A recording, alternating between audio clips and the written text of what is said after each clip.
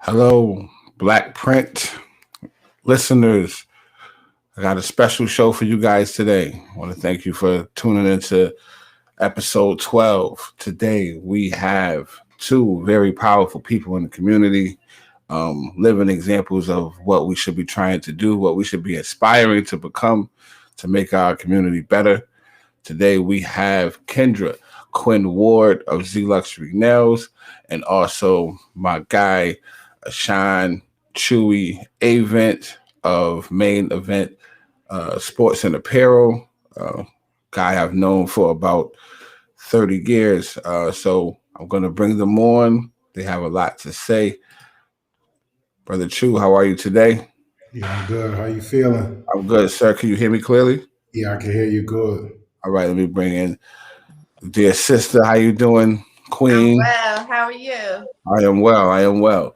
I want to thank both of you guys for coming on with me today. Um, Absolutely. Yeah. so the Black Print audience really like every week I've been trying to bring people on that have a message that are doing positive things. Yeah. Um, and basically, we kind of get your opinions on everything under the sun that's relevant to the black community. That's why it's called the Black Print instead of it being the blueprint. I want your black print of what we should be moving and aspiring towards.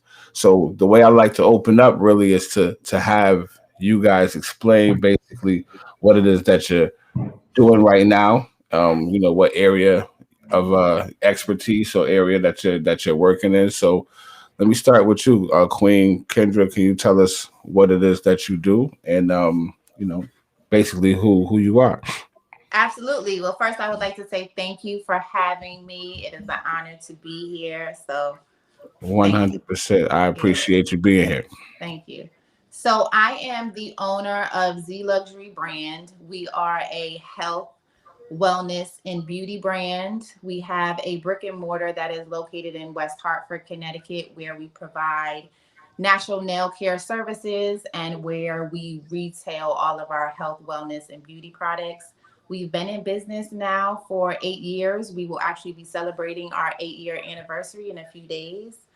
And we are here to offer support and services and love and education to our community. I started the business because I wanted to provide a safe space for people in general, but specifically for people of color to have a space to come to be not only beautified, but also to be educated about the beauty industry so that they are more aware of the products that they are using on and in their bodies. The beauty industry has done a horrible job of providing us with products that are actually more harmful to us than helpful, and that was my main goal from the beginning, and it's kind of manifested into a number of different things. We're now really focused on health and wellness products. So we started right when the pandemic hit, providing sea moss gel and education around natural health supplements, and that's something that we've been really pushing hard, and it's great that the community has responded the way that they have. And we have a number of clients and customers, not just locally but also globally, who support our brand and use our products and are helping to spread information about ways in which we can continue to boost our immune systems and stay healthy in a natural holistic way versus using pharmaceuticals. Wow, that's a beautiful thing. I'm gonna Thank you. touch back on some of those things after Chewy gives us his introduction. Okay, Um, cool. my guy, Ashon Avent. Do you prefer, like, now that you're older, you prefer Ashon Avent, or you still Big Chew? Yeah, it's still Chewy, man. Some people don't even know Chewy. my. So what up, Kendra? What's up?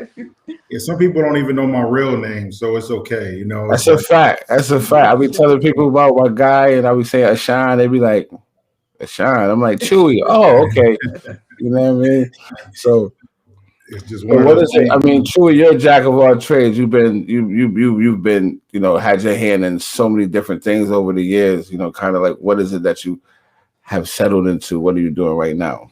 Yeah, right now we just do the custom apparel, custom branded apparel for small businesses. We try to, develop that. We also make uniforms for a lot of teams. That's actually how I started the business. I had no intentions of making t-shirts or hoodies or anything for anybody. I really just wanted to give back to my community and give, the kids in sports the opportunity to look good. I felt like if you look good, you play good, but I try to give high quality, affordable, uniforms to my community or kids in the inner city, and provide them with that opportunity to feel like that. And then it just kind of grew more than I really wanted it to and more than I was prepared for. I started, helping as many businesses as I can. And, we just expanded a little bit. We got a storefront location now down here in Norwich, Connecticut. And, we got an online retail store. We just opened up a new retail store for people, urban7fashions.com. We set up mini stores for people to do e-commerce. So if you can't afford a website to sell your merch, I set up a lot of merch stores for everybody so they can have at least a viable something where we can just process it and ship it out for you. And I'm also a professor as well too at a university. So I teach principles of marketing and senior internship classes. So, that's kind of where I'm at right now as far as, that. And I just try to help a lot of small businesses increase their brand by helping them with promotional products and things like that. So that's kind of where we at right now for today. Okay, that's super dope.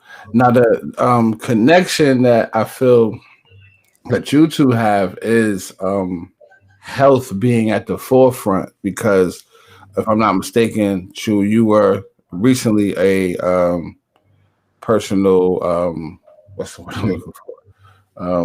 Trainer, and, Yeah. and you were doing a lot of stuff with Yeah. around health. Yeah.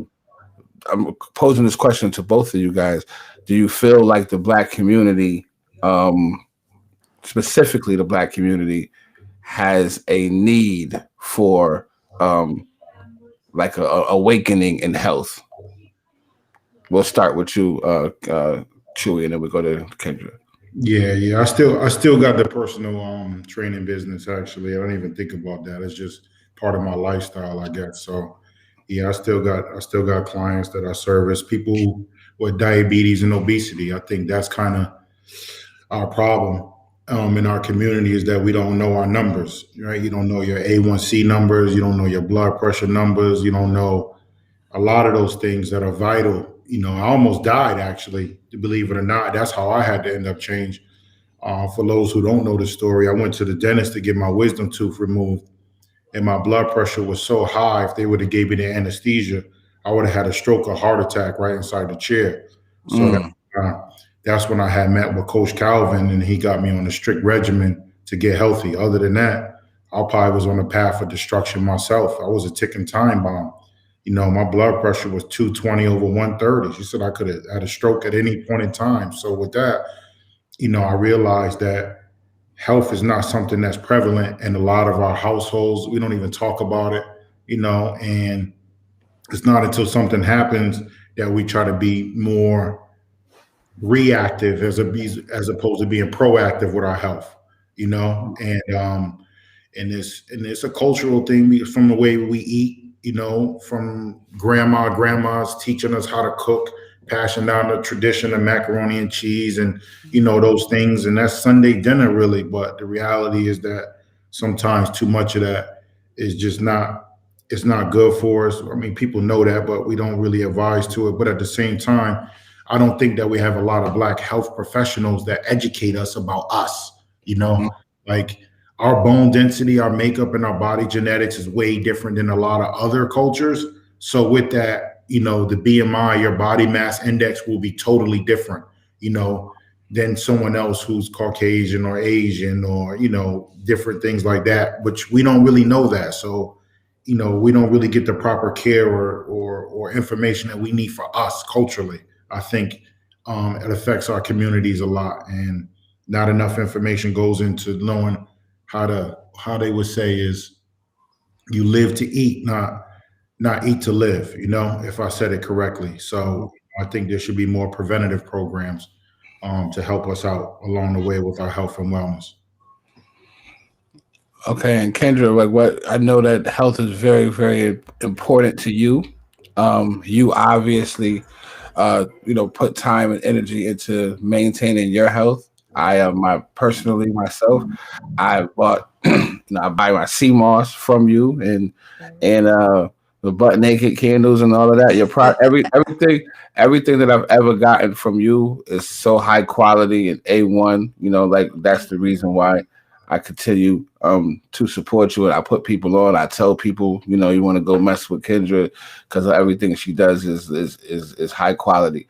But why was it so important for you to be an example for some of your sisters and some of your friends as far as uh, health and wellness being at the forefront of what you do? Well, so much of it leads back to what Chewy was just discussing, the fact that, there have been generations and generations of us eating things that are not healthy for us, and this narrative being pushed that because those foods are soul foods, that they are good for our souls, and they're actually not. They're killing us. And so much of it is a product of slavery. So we created those meals, because we were given the scraps, and those scraps are killing us, and we continue to live in that space instead of being able to look at it and recognize that yes, that's something that's a part of our history, but it's something that's killing us, and that we need to get away from that and move away from it. And it doesn't mean that we can't enjoy it from time to time, but we have to do it in moderation. And there are things that we are eating and ingesting, like dairy and meat, that are breaking down our immune systems and breaking down our bodies and causing us to have issues like the diabetes and other health concerns. And that we owe it to ourselves to not only take care of our individual bodies, but to share that information with our community, our friends, our loved ones. And it's a difficult thing to balance, right? Because we've been doing it for so long. So it takes a lot of discipline and encouragement from others to stay on that path, and we all fall off. For me, I'm not someone who like really enjoys exercising. I hate exercising. But it's something that I know that I have to do to stay alive, right? So my Mm. trainer, Gabriel Gordon, is an amazing person, and he pushes people to limits and makes us really uncomfortable, but we need that, and we need to be around people who continuously remind us that we have to take care of our bodies. And so for me, coming to the idea of introducing CMOS into the brand was because I knew that I had a responsibility not only to myself but to my community. And I knew that I also had a bit of influence, and that people paid attention to what I was doing for myself, and that they may follow suit. So I wanted to use that platform in a positive way to help spread that message, and to talk about ways in which we can take care of ourselves in a more holistic, natural way versus resorting to pharmaceuticals or drugs, because often we go that route because we don't find out about the fact that we have really high blood pressure or that we have diabetes until it's too late. And so then at that point, then we're like, we have to take all of these drugs. But if we start doing the preventative stuff, like Chewy mentioned earlier, talking about it at an earlier age, educating our kids so that they know how to take care of their bodies, they're putting things into their bodies that are healthier for them, we're consuming water on a regular basis, and exercising, then we can get to a place where we'll start to see those numbers dwindle a little bit. And it's a difficult conversation for us to have, especially because we're talking about weight. When we start to get overweight, it's like touchy. So we have to be able to put that stuff out on the table and have conversations about it in a productive way versus a way that's shaming people, and to help our brothers and sisters get to a place where we can be healthier so that we can live longer, and to start to give that information to our kids so that they have better futures. So I think you brought up a very important point there, or several important points. But I like with black people, we make the most of the little scraps that we have. That's kind of like how we existed. Like even through Absolutely. slavery, they gave us the leftovers, or they gave us the food that nobody else wanted to eat. we doctored it up and made it delicious. Yeah. But doing that, you're passing down these recipes from one generation to the next. And that's the reason why great grandma had diabetes, grandma had diabetes, mom had diabetes, because of it wasn't necessarily hereditary. I remember the doctor telling me, it's not that, diabetes is not hereditary. It's the habits that cause diabetes. It's the lifestyle.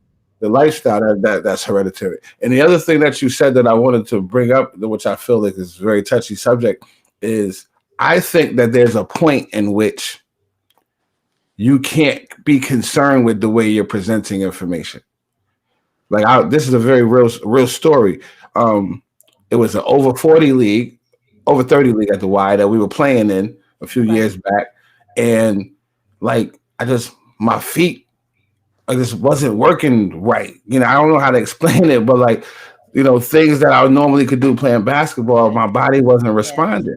Yeah. And I was just like, yo, what's wrong with me? So I went to get checked out, and I found out, yo, you have diabetes, and it's been, like basically there's been blockage to your feet. You're losing feeling in your feet. I didn't even realize that that's what was happening. Yeah. And so Chewy was on my team at the time. Do you remember this, Chew? Yeah.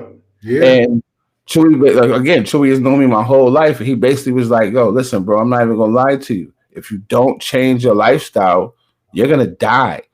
You know what I mean? Like, and it was like, yo, he didn't say, he's like, Chewy's one of my closest friends, but he said it to me like, listen, I'm not going to like poke around. Like, listen, right. I'm telling you, this is what it is. Like, yo, because the doctor told me that I'm the type of dude that I wasn't going to the doctor on a regular basis. So I probably had diabetes for years before I knew it. And so I'm still doing the same things until one day I'm playing in a basketball league and I can't jump, or I can't, I have no coordination because I have like very little feeling in my feet. Yeah. So when Chewy was like, I'm going to tell you, he told me the story about what happened to him and how, he told me that's the same story he just told. And he was like, yo, Calvin did for me the same thing I'm telling you. Like, yo, listen, bro, I'm not going to poke around. You got to change like today. Like, not you got 6 months to get it together. Like, no, your diet has to change right now. You know what I mean? You got to go to the grocery store today and change what it is that you eat and start exercising and doing all these other things. I do feel like we tend to tiptoe around when we know that somebody may not be ready to hear a message, but isn't it more important that we tell them the message as opposed to how the message is delivered? Because I know a lot of people say it's not what you say, it's how you say it. And people that, if you say things a certain way, no one's going to listen to you. But who is hurt by that? So I think my thought is that there are a few different ways that you can approach it, and that you have to be creative in the way you deliver the message, right? So you may try it the first time you deliver the message. You may say, like, here's all the information. So I'll use myself as an example. So on social media, when I first started to push the CMOS, I would like lay out all of the facts. This is what CMOS is. This is what it does. It will, boost your immune system. It's good for blood pressure, blah, blah, blah, blah, blah. And there were times when I would get great feedback from folks, or people would jump on board and others wouldn't. And then there are times when I delivered the message and I'll like very bluntly, can I use profanity here? No, you got no doubt. Yeah. Okay. So like my heading will say, boost your motherfucking immune system. And then I'll get, a number of people who support that. So I think that you have to tweak your delivery for different folks. Like some people will be able to take the information if you lay it all out for them, or if you send the message in a sweet way, like, I know that you've been experiencing some issues. Maybe you should try this. And other people, you just have to say, look, try this shit or you're going to fucking die. You know? So I think that it's a matter of being able to be creative with the way that you send your message and being able to tweak it depending on your audience and who you're talking to. What's your opinion on that, Chew? Yeah, it's tough, and I agree with Kendra, and I agree with you saying too, Reg, and being a health coach and a trainer, man, and having hundreds and hundreds of clients is, every approach is different, I think. Yeah. And but I think I think now we're in a time right now where you got to get comfortable with having uncomfortable conversations with people. Absolutely. You know? And it's tough, man, because I remember saying that to you, and I drove in my car like, damn, was I too harsh on him, man? I hope what if I never see home again and something happened to me and I'm remiss, or something happened to him and I'm remiss, I didn't tell him, and I just like, you know what, I can apologize later, I think, if I said it too harsh, and I had to learn how to tweak my delivery some too, Well, I'll be honest with you. I think that our relationship through basketball, like we've never been the type to bullshit with each other. You know what I mean? Like we played on many teams together where it's like, yo, Chew, you gotta box the fuck out. You know what I mean? So and then after the game, we were still cool. So it was almost that same sort of the way to be honest with you, the way you said it hit me like a ton of bricks. Like I knew that, yo, he must have really meant that. Like, yo, bro, I'm trying to tell you, if you don't change, yo, you're not gonna be here for your sons, bro. Like, you know what I mean? Like that was like, I'm not even gonna tiptoe around it, Reg. I've seen people. What's crazy, Reg, is when the story was I had to leave the dentist, right? I went back to school to go work. That's when I was working in the school system in Hartford. I went to go see the nurse. I said, nurse, I think my blood pressure is a little high. So she checked it. She says, damn, if you don't go to the hospital right now, I'm calling the ambulance to come and take you. Right. So I went to Hartford Hospital. I go and chill there for a second. I'm in the emergency room. So the doctor that comes out, this was exactly what he said to me. He says, do you love yourself? I said, what kind of question is that, man? Come on, man. Yes. Home was like, no, you don't. Then he says, do you love your kids? And I was like, come on, man. Now you're asking ridiculous questions. No, I was like, no, you can't. It's impossible for you to love your kids, and it's impossible for you to love yourself. Holmes said, yo, you love food in your lifestyle more than you love your life. That's what Holmes said to me, Raj. Holmes was like, yo, you're too young for this. What, I'm 41 now. So I was 36, a couple of years ago. So the delivery sometimes is like, I had to swallow that, and I had to own that, like to say, you know what, I got to do better with my lifestyle. But, I think it is tough, and I see people in the chat saying delivery is key and stuff like that. And what up, Nashawana, Nina, I see you.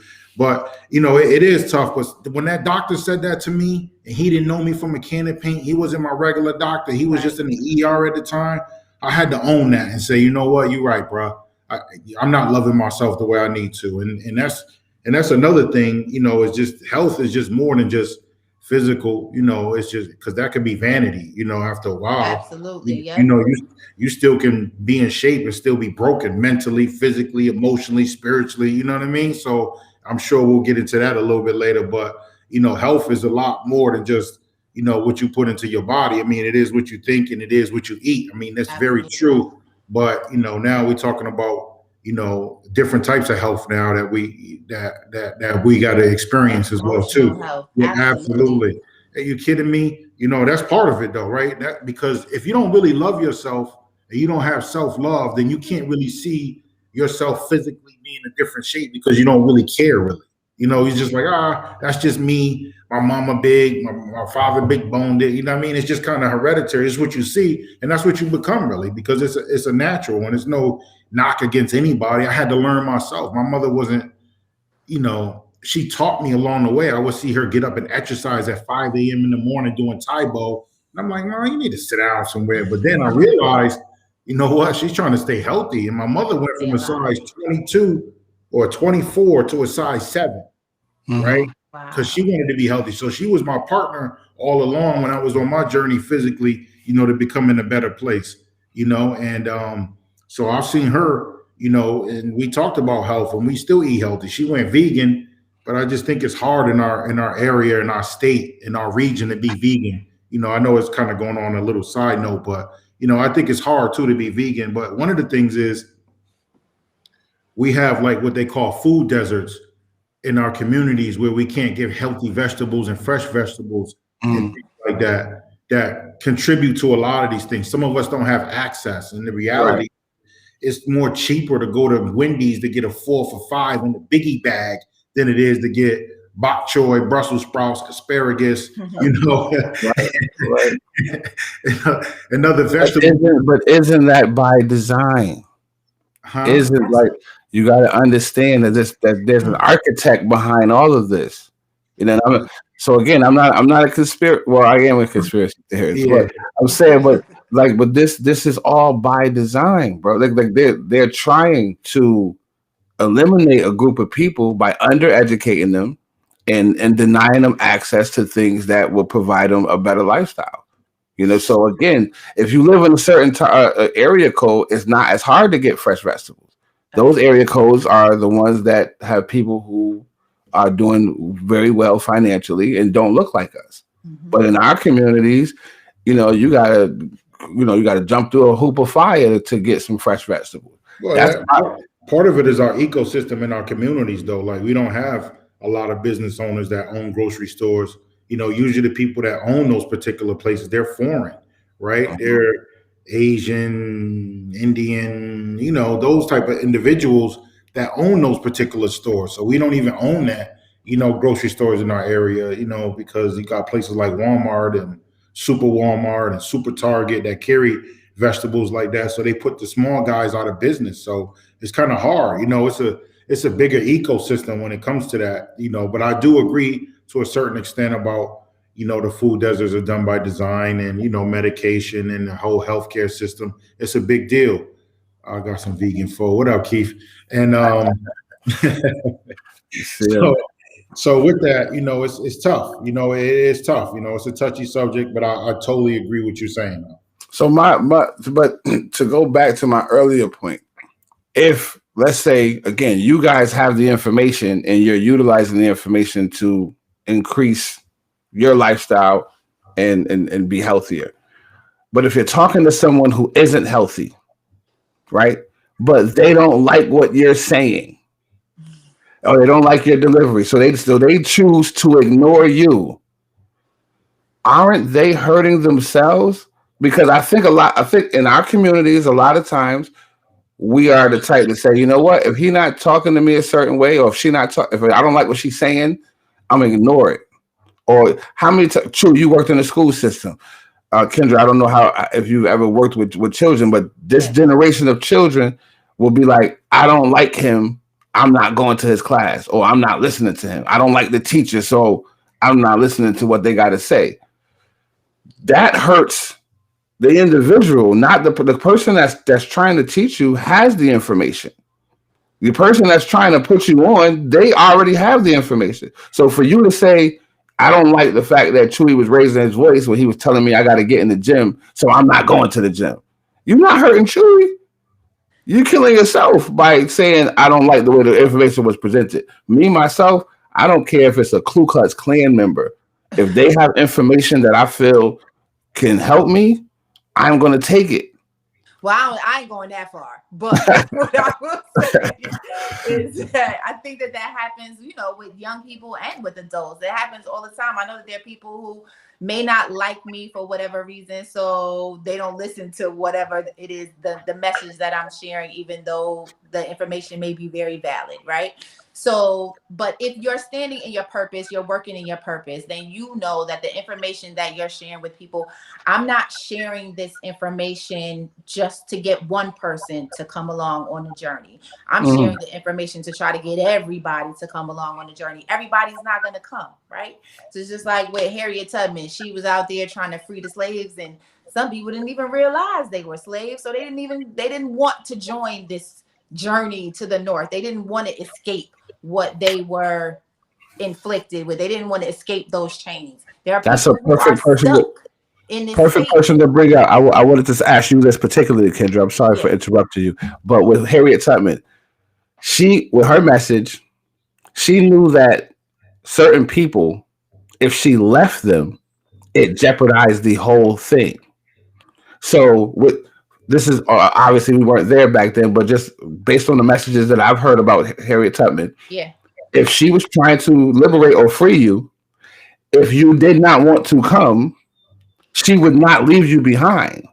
she would take out the shotgun. It's like it's two choices. Either you're coming or you're dying because I'm not leaving you here to jeopardize all of us. To snitch, because that was the issue, right? You know, like her concern was that if she left you behind, then you were going to. You was gonna tell. You was weak. Yeah, right. Put the rest of us at danger. So I'm not gonna shoot you if you don't listen to.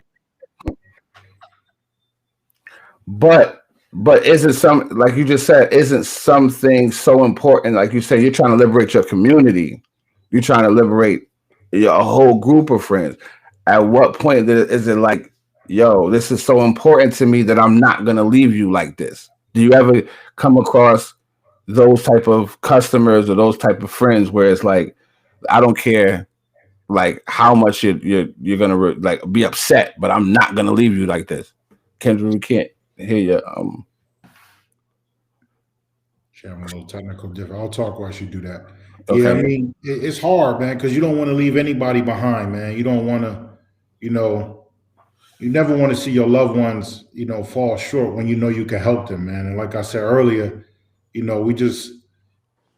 delivery is key, but sometimes if you love somebody enough, you got to be able to just keep it real with them. We always talk about keep it a buck, right? Or keep it 1,000 or keep it real.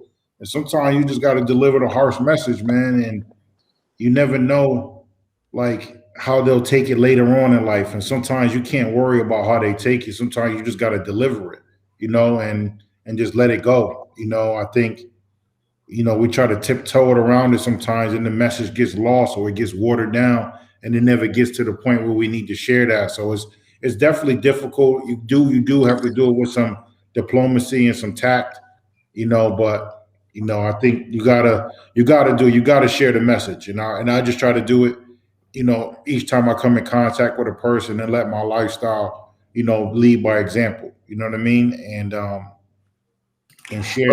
Let me say this though, too, and I know a lot of the same people that I'm talking about, as well. We've been together and we've been in the presence of some very powerful people. Yeah. The higher up oh no, you back now. Okay. But the higher up you go, the less those people care about how you feel about them. Yeah. In my opinion. It's true. Like, I've been in a limousine with Bob Johnson, Butch Lewis, and they don't care about the opinions of like people that whatever, because I feel like they understand that the messaging is more important than the little stuff like that. Yeah. Do like, again, when you watch, I love P. Diddy. I watched him in a lot of like, what I'm saying, like, the way he is in a meeting, in a business. There's a clip of P. Diddy. I know probably both of y'all seen this. You ever seen it before where he was telling his assistant to try to get Steve from BET on the phone. He was trying to get put on the BET award show, and I guess the assistant kept saying that they couldn't get in touch with him. And then Diddy got in touch with him, and at the end of it, he hung the phone up, and he was like, "Yo, I can do anything. What else can't you do? Bring it to me right now. What else can't you do?" You ever seen that video too? Yeah. Like, yeah. But again, everybody was laughing at that mentality, but that's really how he is in real life.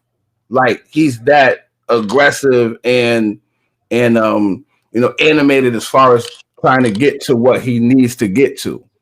And I feel that the most successful people like you guys, are successful because you have the ability to quiet the noise or the distractions and focus on what's most important. Would you agree with that, Kendra? Yes.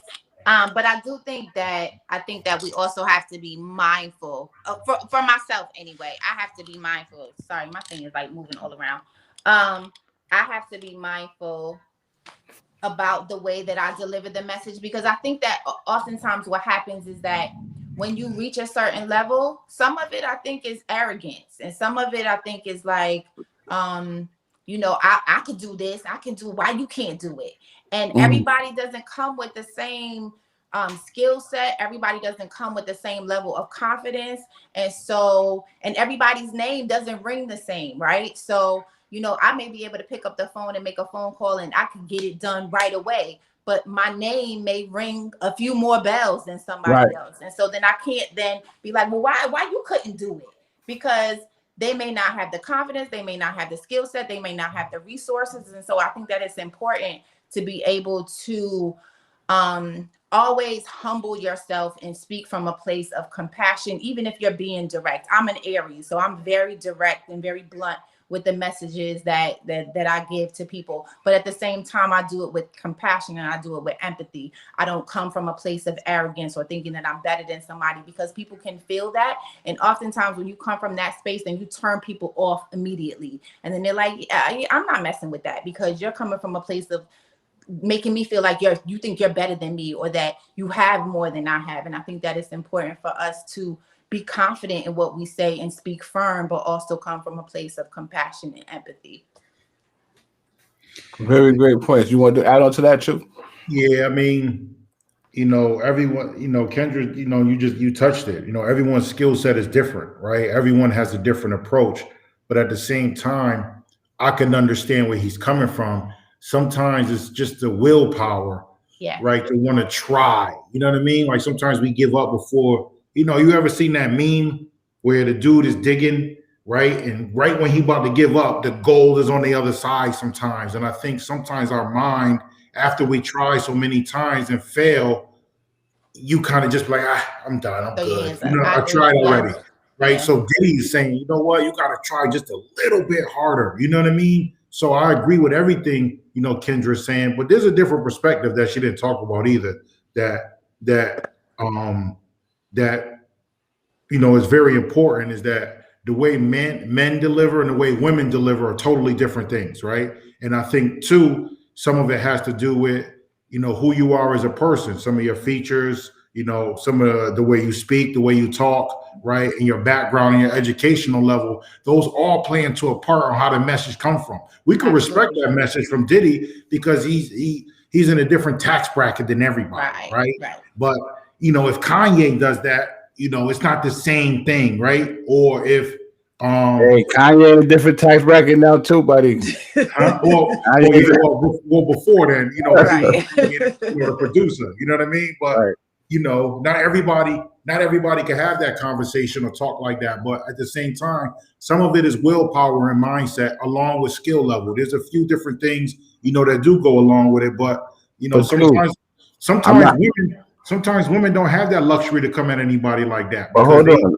I'm not combating your point, but I'm going to bring up something as an example, or just for some more context. You've been around Terry Williams. Yep. I've been around Oprah. I've been around Kathy Hughes. They talk the same way that Diddy talk. Like, even though they're women, like Oprah, she don't have to be concerned about how anybody take her. So Oprah's like, yo, get it done, or I'm gonna get somebody else that's gonna get it done for it. Like, you know what I mean? So again, I feel like that's more so a language of high level bossness than I feel it's a gender. Because again, like Kathy Hughes is a boss, Terry Williams is a boss, Oprah Winfrey, like they kind of move the same way, in the same way they talk in the same way that a Diddy or Russell Simmons talk. Yeah, you know what I mean. Yeah. To be honest with you, as many people as I've been around, the most intimidating person I've ever been around was Oprah Winfrey. Like, she's intimidating, bro. Like, you just feel like, yo, like she's in charge and she can get rid of you. You know what I'm saying? And if you don't do what she wants fast, then you know what I'm saying, it's you out of here type of thing. So, those are still. I think that it's a male or female thing. I do think that it's a personality thing, more so than anything. But I also feel like there are different leadership styles that work for different people. So there are some folks that works for them to come from a very aggressive, get it done, or I'm gonna replace you. And then there are other people who it works for them to come from a different perspective that shows more empathy and is more about teaching and leading versus barking and challenging people, in a more aggressive way. So I think you just have to figure out what works best for you. I have a personality that tends to be a little bit more dominant, and I can be a little too aggressive. So I tend to want to tone that down a little bit, because I don't want my staff or the people around me to feel as though I'm barking at them or I'm being dismissive. And that's just what has worked for me. Other leadership Kendra, styles let work me for ask you something. You personally, what do you respond to better? Like if you're not in a position of power, if you're like if when you're dealing with your trainer or if you're working for someone else on a project, do you respond to aggressive talk or would you like to be like, no. Yeah, no, I'm an alpha female, so you can't yell at me. So I need people to explain. I need you to like rationalize it for me. Like, why should I be doing this? Okay, if it makes sense, then I'm on board. But if you're barking at me or you're trying to make me feel small or coming at me crazy, then yeah, I'm gonna be like, yeah, nah, I ain't messing with you. So I need people to come from a more compassionate and and that's why I think that I've changed my leadership style to do that, because I want to be able to be mindful of how people feel about what it is I'm saying in the message that I'm giving to them. And also, especially for my staff, like I truly like love and respect them. And I want them to feel that. And the way that I speak to them from a place of love and respect. I don't come at them crazy. And even when I'm upset, I take a minute and talk to myself before I have that conversation with them so that I don't come off aggressive and I don't come off as, trying to belittle them, because I don't think that really gets them anywhere. Not only am I trying to build them up, to work well within my business, but just building them up as women in general. And I don't think coming at them, sideways or talking to them crazy is going to help. So what about you? What about you, Chu? Do you feel like when you're working with someone else or you're working for someone else, or like does their delivery affect how effective you can be, or do you have to be catered to, or what is your Yeah, not really. Yeah, not really, because I've been an athlete, so when you play at a certain level, when you're an athlete, you got different coaches that come at you different ways. Like I think the toughest coach I ever played for was Jackie Bethea, right?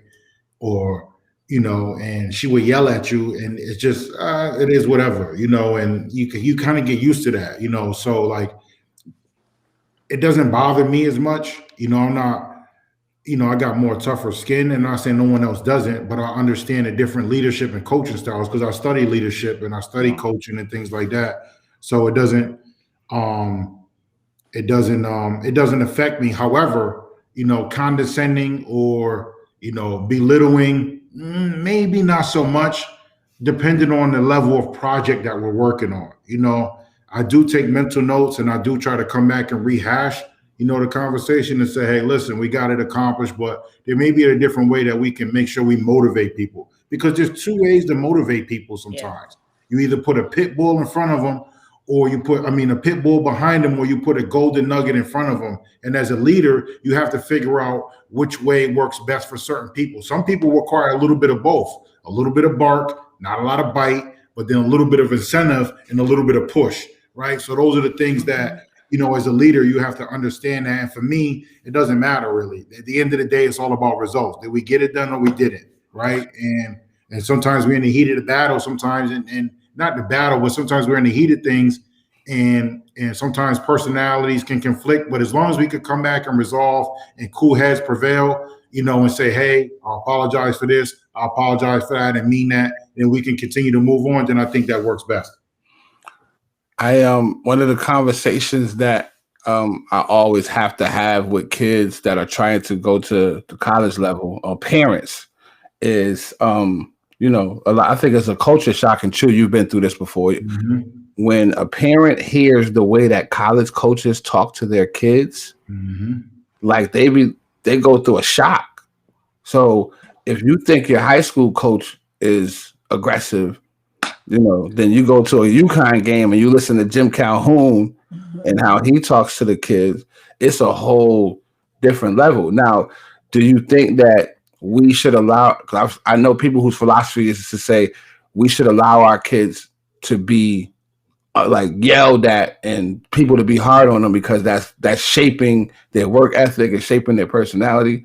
Because I think more so than any time ever, this generation is I'm gonna get my mama on you generation. Like, you know what I'm saying? Like, oh, you yelling at me, my mom gonna come up here and cuss you out because, you know, she don't want nobody talking to her baby that way.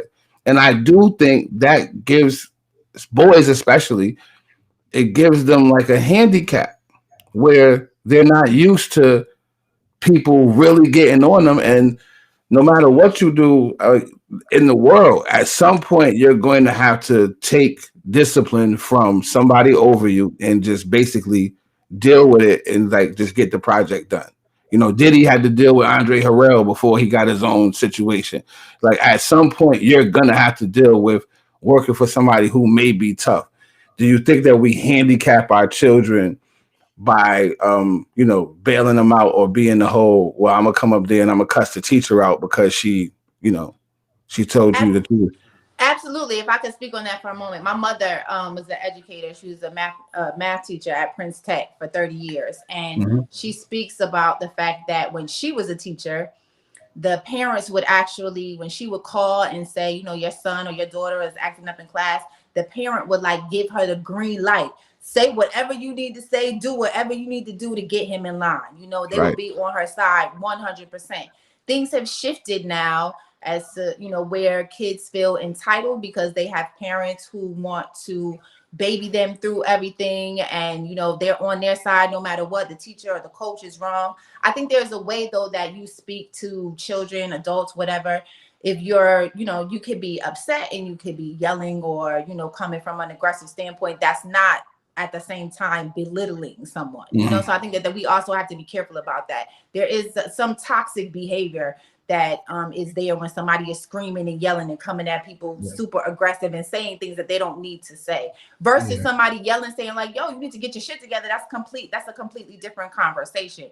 So, but at the same time, I think that we have to be clear that children need direction and teachers and coaches are there to give them that direction, and parents need to stand behind these people and allow them to do their job versus trying to get in the middle of that and say, you know, like, don't yell at my son or don't talk to my son like this, because then what they're doing is they're setting their children up for failure, whether it's in sports or when they get into the workplace, because everybody is there to do a job. And if you're not there and you're not being effective, then you're going to have to go and nobody's going to be there to hold your hand. So I definitely think that, you know, parents are stepping in the way and that there are kids who, you know, at the drop of a dime, they're going to pick up the phone and they're going to call their mom and say, you know, such and such is treating me a certain type of way. I don't want to deal with this. And parents are allowing their children to quit sports and quit other activities instead of saying like, nah, you got to man up and do this. So we definitely need to see a shift in that arena.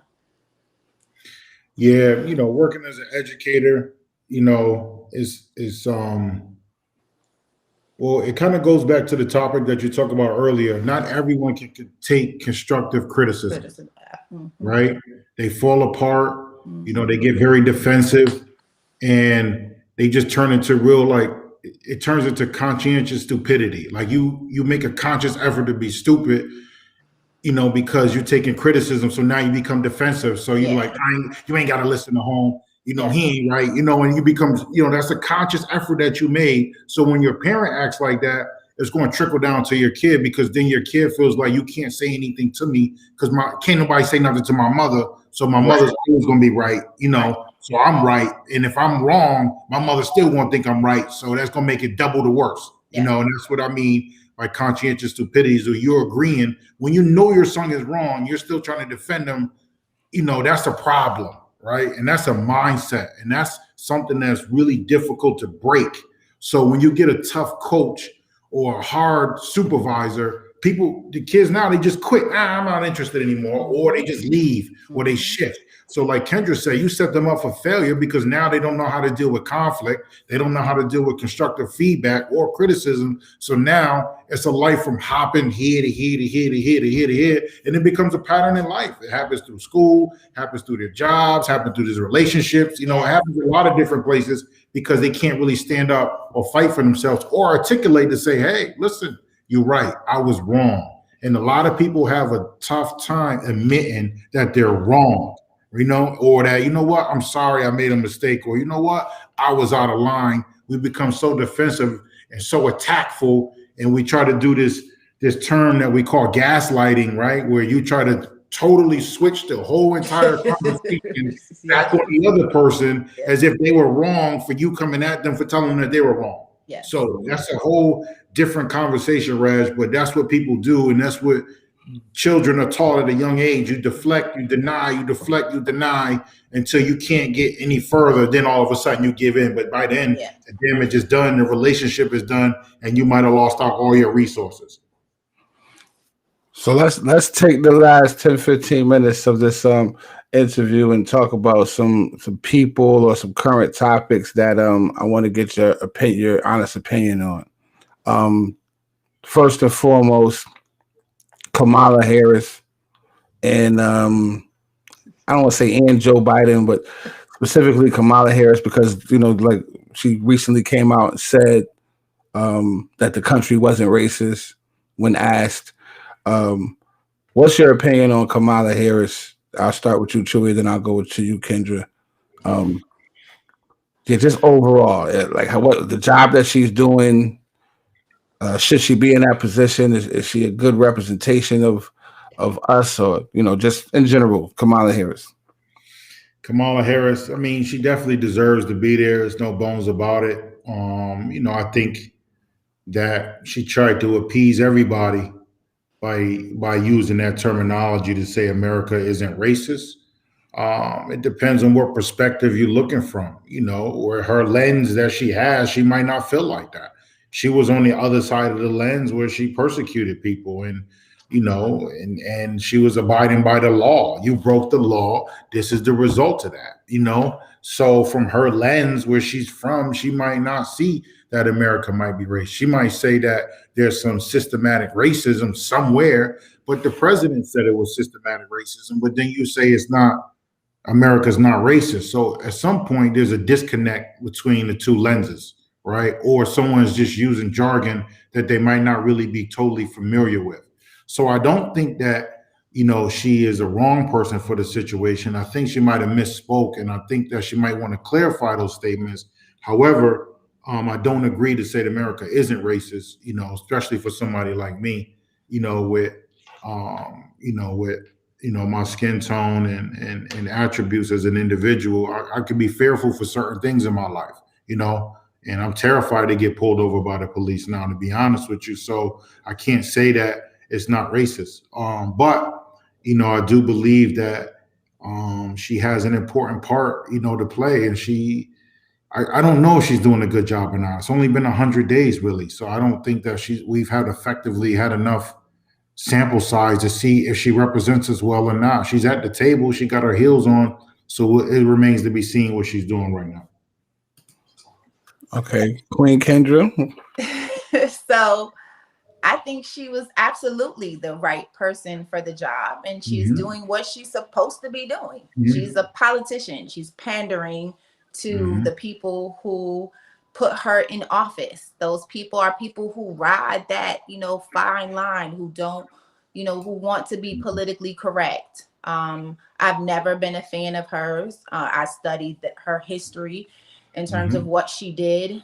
And I think that it is easy for us to say, like, maybe through her perspective, her lived perspective, right? She hasn't experienced racism in that way, so she doesn't believe that this country is racist. But I think that people who use that as an excuse, white people who use that as an excuse, Black people who may not experience racism at the same level as other Black people who use that as an excuse, I think that's a cop-out. So I'm a very fair-skinned Black woman. I don't experience racism the same way that you brothers experience it. But I know that it's here, and I know that it's real, and I know that it affects you. So it's a cop-out for me to be like, no, we don't live in a racist country just because I experience some privilege because I'm light-skinned. Like, no, we live in a racist country. This country was built off racism. They came and stole this country from Native Americans and brought us over here to build this country.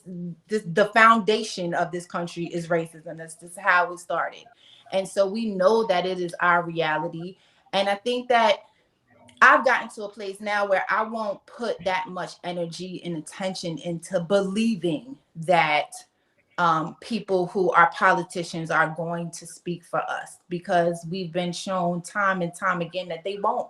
No matter what their color, no matter what their gender, there's an agenda that they have, and that's what they're going to push. And it's not going to be to fix a situation that can't be fixed, because this is a system that's going to have to be dismantled in order for it to be a system that's going to be fair. There's no way to fix this. So I think we just have to be okay about the situation and know what it is. We had to choose the lesser of the two evils, and this is what we got, and this is what it's going to be. And hopefully there will be some policies put in place that will provide more protection for Black people, and more specifically for Black men, and we can, you know, try to thrive in that space a little bit. But I think we also have to always understand that we live in America, and America is a place that is racist, and this is what it is. And unfortunately, it's going to be what it's going to be. So Kendra, you have a comment from one of the viewers, Travell, yes, where he says, Kendra, do you really believe she's pandering the people who put her in office? Yeah, I think that she's pandering towards the people who put her in office, who ride that middle line. Those people who, I mean, there are people who put her in office who supported her, who I think supported her thinking that she was going to do something different, and she didn't. But I think that she knows that the majority of her constituents are, you know, middle of the road white folks who believe that we're in a better space than we were 50 years ago, and that things are progressive, and racism really doesn't affect Black people the way that we say that it does. And so I think that's why she said what she said. Okay, let's move on. Well, let me put a bow on the topic by saying, if America was not racist, then there would be no need for Asian hate crime bill that they just signed. You just signed that less than a week ago. Yeah. To basically up the ante on people who create or do hate crimes versus Asians. You wouldn't need to sign that if there wasn't racism here. It's true. And also the anti-lynching bill. You know what I mean? Like, those bills wouldn't exist. What up, Trell? You're right though, Reg. It is racist, and we've been built on that. And that was the reason why they had police officers. Right, is to keep people in line, right? And the reason they had people in line primarily was the people who were slaves. The origin of the police are slave catchers, right? So with that, for her not to acknowledge that portion of that right there, the reason why we have those police officers and not say America is racist, that's just, it's blatant disrespect for what's going on, what's happening, and it's a diversion, and it's a watered down. And it's a watered down answer to the real things that's happening, and which makes it tough, because if she feels like that as a mixed minority woman, then there's other people who actually share that same thought process that's really dangerous for our country. Okay. Here's my problem with it, because it wasn't the middle America that put Kamala in office. They went after the Black vote, and they got the Black vote. Sure, definitely. So we put Kamala and Biden in office. Now, they did things, and again, for those of us, and I hate when people talk like this about when somebody's talking to me like this. So I don't like what I'm saying. But those of us who have higher education, I think that we understand politics more than the average person. I'm not trying to say we're smarter than them, but we get, like, I majored in public relations, so I know when somebody is trying to like skew the view. Yeah. And by them putting her in Tim's, making her come out to Mary J, like that was that was a concerted effort, because they know how we feel about Mary. So, by association, she's walking out to Mary. It's like, yo, she won to us. But now, if Mary was in that office and they put the mic in front of her and said, is this country racist? Mary would have said, hell yeah. This happened to me, my cousin, because she's really one of us. I don't believe that we should have been fooled by that. Like that kind of bothers me that we fell for the okey doke.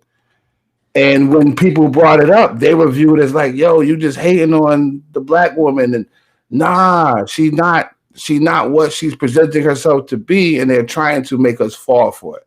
Did you guys feel that she was hand selected? Because I personally felt that Stacey Abrams was a better candidate. My girl Keisha Bottoms from Atlanta, I love her to death, and she's dope. Like, you know what I mean? She's like, I think she was a better candidate, but Kamala Harris was the safest candidate, and we're gonna see the results of that for the next 4 years. Absolutely. That's why I said that she was the right person. She was the right person for the job, for what they wanted her to do, right? Right. Because Stacey Abrams, it would have been a problem. She would have came here trying to get stuff done that they didn't want to get done. And there is a quote, I want to say, believe it's Malcolm X, and he talks about the fact that we'll see symbolism and we believe that that means progress. Those aren't his exact words, but basically like they'll pander to us and they'll show us things that we can identify with, or they'll raise someone to a certain status and we'll believe that, oh, we have overcome and now we have reached, a new level, or now racism doesn't affect us in the same way. And there was so much of that happening during this election, where they were trying to get us to back the Biden ticket because of her and because of her display of blackness that was so shallow. And it wasn't about policy. It was just about imagery. And we have to be able to look beyond that. And it was difficult to have those conversations with people because they thought that then you were saying, don't vote for Biden, vote for Trump. And that's not what we were saying. We were just saying, open your eyes and understand what they're doing and the tools that they're using to make us think that this is going to be a platform that's going to be about us and elevating our position in this country, when it's not. This is just an attempt to get us to vote along those party lines. So they always say that you can't do any bill or any specific law that just caters to one people. So we can't expect Kamala or any Barack or any politician to just take care of black people. However, since they've been in office, they have passed executive orders for Asians. That was just specifically for Asians and for trans athletes. So again, they have addressed specific issues for other groups of people, just not us. We have to be selfish and say we want a politician who's going to get there and say, listen, man, I'm not making no excuses. I'm what I'm doing, I'm trying to do for black folks. And so I don't know if that's going to be in our lifetime. I don't know if that's in the foreseeable future, but I wanted to touch on that particular topic because it is a hot topic. What do you guys feel? I know. What do you guys feel about the fact that young athletes born male who identify as female can compete in female sports in high school without any backlash, due to the executive order that Biden signed? Do you feel that's fair? Do you feel it's unfair? Do you feel it's progress? I know it's a very touchy subject, but that's the reason why I had you guys on, because both of you guys are opinionated. So I want to know what your opinion of that is. I'll start with you, Chew. Yeah, I don't agree with it. I think you should compete with it as you were born with. I think it's an unfair advantage for a guy to go and compete against women. Is obviously the features are different, our genetics are different, and regardless of what you identify with, I believe that genetically, if you have male in you, then you have a little bit more advantage than other female athletes have. I mean, it's just a reality. If you look at the NBA and the WNBA, the athletics are different. The play is good for women. I'm not saying that it's lesser than. I'm just saying they're not dunking over the rim. I know I heard Candace Parker say, my daughter will do the two-hand drop step. That's cool. We'll get there eventually. But the reality is you don't have a Shaq You don't have a LeBron James, a Magic Johnson, or a Jordan jumping from the free throw line as a male that's going to compete against females. That's nonsense to me. I don't care how old you are. It's demoralizing and it's embarrassing for those girls that train hard, work hard, for some guy to say, you know what, and I'm not being disrespectful, but hey, I identify with being a woman. I'm not going to compete in women's athletes now. I don't think that's right, personally. And if I have a daughter, I have to explain to her that, that's a hard thing to explain to your daughter. It's like, nah, well, he's really not a girl, but he is a girl, but he beat you, so don't worry about it. That's a tough conversation to have in a ride home with a daughter, that does that. So I don't agree with that. I don't. And I don't agree vice versa. If there's a girl that wants to, participate in boy athletics, if she chooses to, great, but I don't think that she should, or that it's fair either, or for that aspect either. So it's not just one way. I don't think it's fair at all the way around. I agree 100% with what Chewy is saying. I think that because we are living in a time where people are so concerned about being politically correct, and they make decisions that just aren't morally correct. And so competing when there is, young male athletes and young women athletes, especially, in things like track and field and football and all of that kind of stuff. Like, I just think that it should be common sense, but obviously it's not. So if it seems like such a overwhelmingly clear topic, why do you feel like they felt they had to sign the executive order the other way? I think it's just a sign of the times, really, is that, people want to be open, and people want to be inclusive. That's really the word, is inclusive. Yes. But depending on who you're inclusive for, are you inclusive for transgenders, Asians, but you're not inclusive for blacks, right? So I really think that those lobbyists for the LGBTQ, that they are very powerful and have a lot of power in our country, and they run the country. They run the country. Whatever they do, whatever you say, they have money and power and influence. So it's different for them, right, than it is for a lot of us, because we don't have the money, the power, or the influence to be able to make those type of decisions, to be out in Capitol Hall all day boycotting and saying, we're not having this. When you got money and you're willing to sacrifice something, and that's one quote I'm gonna leave for today. And that's one thing about the LGBTQ community, is that they don't have a moment, they have a movement because of sacrifice. So there is no movement without sacrifice. And those people who identify with that, they're willing to sacrifice everything for their movement, which a lot of other people aren't willing to make that sacrifice yet, to get the results that they want. That's what I want to say. I think also, like Chewy said earlier, like it speaks to resources too. Mm-hmm. So I think we always have to be mindful about that. Like, not only are they, willing to make certain sacrifices, but they also have resources that we don't necessarily have in terms of, financial resources.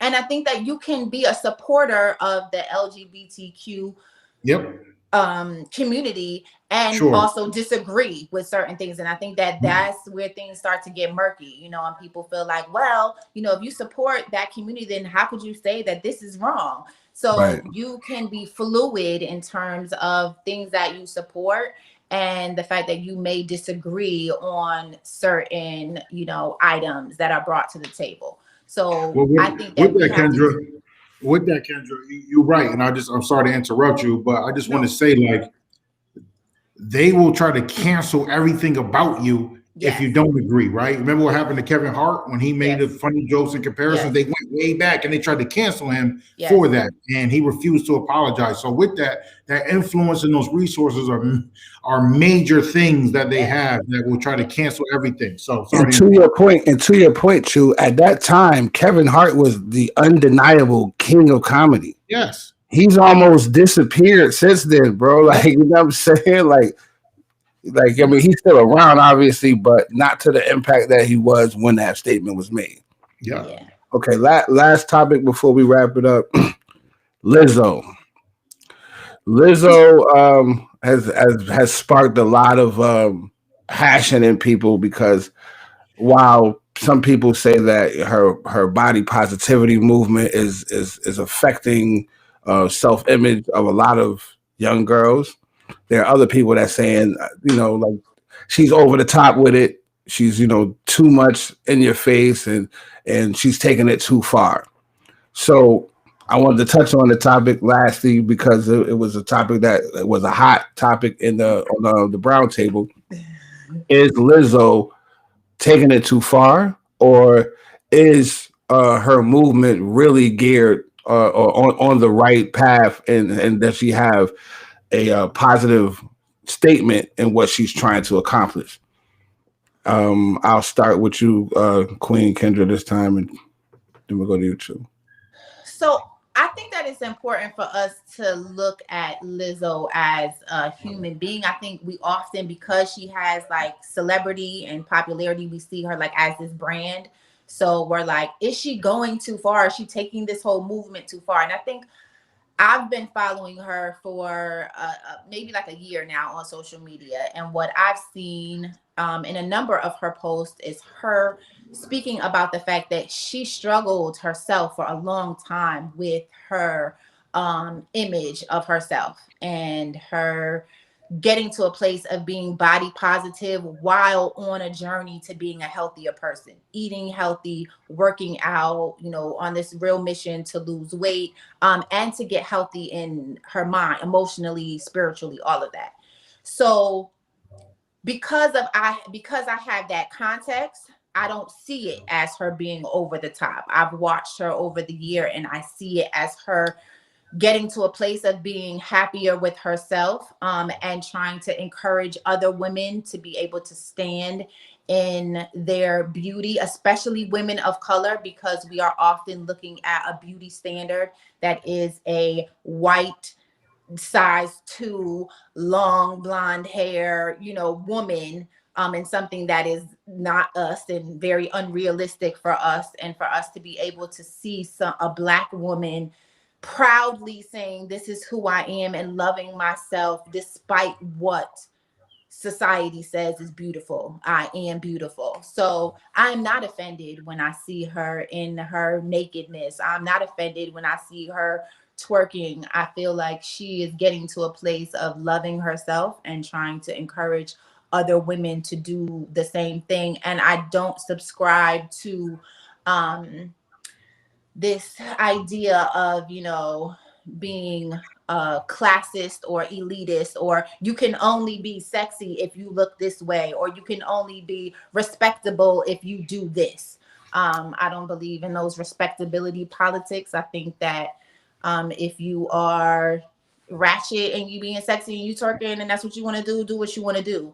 And I think that we've gotten to a place of trying to like judge people and say, well, you shouldn't do that and you should cover yourself up because it makes me uncomfortable to see you in all of who you are. And I applaud what she's doing. I think that she's coming from a place of trying to encourage women to stand in their bodies and feel sexy, no matter if they're a size 0 or they're a size 24.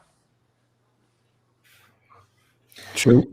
Yeah, I mean, kudos to Lizzo. The reality is that 60% of America is obese and overweight. So the reality is there's more people that look like Lizzo in America than more people that look like Megan Thee Stallion, Cardi B, and Nicki Minaj. That's the reality. If it was Megan Thee Stallion up there doing the same thing that Lizzo was doing, she'll probably have a 500 million views. Right? Megan does do the same thing, but Megan's not going to a Lakers game with the ass cut out of her. But if she did, Reg, it would be a 500 million views, and she'll shut down half of Instagram and TikTok if she did. Let's be honest, right? It's the simple fact that, and she says it, she uses this word that she made up, her own language. We call it fat phobic, and it's a meme that I seen last week, right? And a woman put it up. And the dude was cute, and he was like, "Hey, shorty, how you doing?" But the dude was unattractive, and he said the same thing. Oh, yeah. And he gets called creepy, or a creeper, or a stalker. Yeah. And it's in our image, in our mind. If it doesn't look the same, Sorry, I saw one of the comments pop up. Yeah. Be quiet. Yeah, well, yeah, but I know it could be over the top, but the reality is that she has enough confidence in herself, to have self-love to be able to do that. And if I understand correctly, she struggled with that, right? She struggled, and a lot of people who are obese struggle with loving themselves, and they continue to stay in the same place that they are in. Yeah, she could be a little over the top. Okay, I get that part with her cheeks out. Like, I don't want my daughter with her cheeks out, nor would I want anybody else with their cheeks out. However, we do make it convenient depending on who it is. I'm sure if Darrell said that with Megan Thee Stallion, you wouldn't be saying knock it off. I'm not going to say knock it off. Right? I'm not going to say with anybody, that's a little bit, more people that we kind of, I don't want to say idolize, but people that we find a little bit more attractive to our eyes. We're not going to say knock it off, because Little Kim did the same thing. She came out with pasties on her boobs. Yep. You know what I mean? So we didn't tell her to knock it off. We didn't tell Janet Jackson at the Super Bowl when her tit popped out. She got dragged for that, Chewy. Huh? She got dragged for that. Not by us. Not by me. I didn't drag her for that. I was like, oh, what? You know what I mean? Oh, okay. So like, it's convenient. It's convenient. I love me some that. Exactly, Darrell. Like, come on, man. Like, so with that, like, with that being said, it all depends and beauty's in the eye of the beholder, right? It's not common for BBW or larger women to act in this way or be more aggressive with their sexuality. So we got to embrace that. But the reality is that, big, beautiful women are a topic. People love it. And she's embracing that culture. And I'm continuing to tell her to run with it. Thumbs up for you. Just tone it down a little bit. Ass out of the game is ridiculous. Nah, act out, Lizzo. Act out. You definitely hit the nail on the head. Truth be told, most dudes are going home to Lizzo, not Megan Thee Stallion. Yeah, I mean, that's the reality. You know what I mean? Like, yeah, Yo, 60% of the world is obese and overweight, brother. So like, But that's my skewed numbers. I mean, it's some pretty very attractive. Like Megan Thee Stallion might be obese by some. But that's what I'm saying. No, she is. I am. I'm obese by gender, and I'm not obese. So it's like true. We got to take all of that into account at the same time. And also the fact that, I'm glad to hear some brothers saying that, they support what she's doing, especially given the fact that she's not just saying, be overweight, be obese, kill yourself. She's talking about the fact that, she's on this journey and she's encouraging other people to be mindful of their health and what they're eating and how they're taking care of their bodies at the same time. So you can love yourself where you are while you're on the journey to getting healthier. True, that's a tough. Trell said, can she still be considered confident clothed? Yeah, you still can be. Yeah, because they have stores like Ashley Stewart, Lane Bryant that make very beautiful clothes that have confident women. You can wear your blazer with your heels. You don't have to have it all out. You can show your cleavage and, a little bit of thigh. I think you can still be confident, sexy, clothed. Yes, absolutely. Yeah, and I think I want to touch on that for a moment, because I do think that that's a problematic thing that happens in society, where we see women who are comfortable in their nakedness, and then we say to them like, oh, but would you be comfortable or would you feel that way about yourself if you had your clothes on? As if we can't live in both spaces. I can be on Facebook and Instagram and post a picture of me in my bikini and be confident. And I can also post a picture of myself in my uniform at work and be just as confident. So we are multifaceted human beings, and we can be confident in numerous spaces. And just because someone is posting a picture of their body, it doesn't mean that they're vying for attention or validation. They may just really be confident in who they are, and they don't give a fuck what people think about them. And they want to show other people that you can show your body or not show your body and still be confident. I feel you. So this was a great episode. You guys had so much valuable information to give. I would like for both of you to tell the people where they can find your products or utilize or patronize your businesses. Let the people know where to find you. If they really liked you today and they want to support you, how can they do so? We'll start with you, Chewy, and we'll end with you, Kendra. Yeah, you could support us. We got a couple different websites. We got urban7fashions.com, where we got some exclusive custom apparel up there. And then we got Main Event, my last name, AVENT group.com if you want something custom for yourself. So www.maineventgroup.com, or if you just want something that you see exclusive, urban7fashions.com. We just opened it up on May 1st, so it hasn't even been released yet. So you heard it first here, right here. Absolutely. So first, I just want to say thank you to both of you brothers for this beautiful conversation. Thank you for inviting me to the table. I'm so happy that we were able to do this. For my business information, the website is zluxurybrand.com. We are located in West Hartford, Connecticut, 361 Park Road. The phone number is 860-231-9000. We are available for all of your CMOS needs. We also have a natural nail care salon. We sell other health and wellness products, including yoga gear and all kinds of cool stuff. Oh, and Chewy, I need to talk to you because I need some t-shirts and some sweatshirts. So. No problem. I actually got a gift for you for your birthday, actually. I was going to drop it in the mail for you as exclusive. So I got something for you. So, yes. Okay, cool. All right. Yeah. And let me just tell the people that butt naked candle is probably the best smelling candle I've ever had in my life. That's the fact. Like, that's the fact. Like, everybody that came to my house was like, "Yo, where'd you get that?" So, you gotta patronize her. Go get that butt naked candle.